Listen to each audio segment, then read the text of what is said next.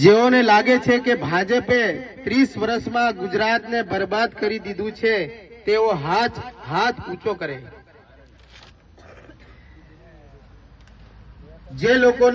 જે લોકો ગુજરાતની પરિસ્થિતિને સુધારવા માંગે છે તેઓ હાથ ઊંચો કરે। જે લોકો ગુજરાતના હાલત સુધારવા માંગે છે આજે તેઓ બધા શપથ લેશે। હું એક લાઈન બોલીશ, તમે મારા પાછળ પાછળ બોલશો, મંજૂર છે?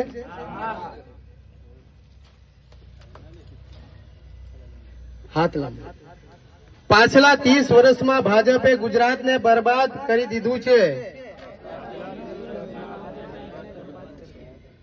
હું શપથ લઉં છું કે હવે ભાજપને ગુજરાતને વધુ બરબાદ કરવા નહીં દઉં।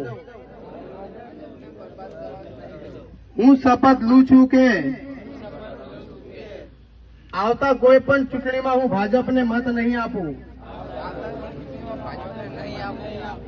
હું શપથ લઉં છું કે મારા પરિવાર અને ગુજરાતના સુવર્ણ ભવિષ્ય માટે આવતા દરેક ચૂંટણીમાં આમ આદમી પાર્ટીને ઝાડુને મત આપીશ।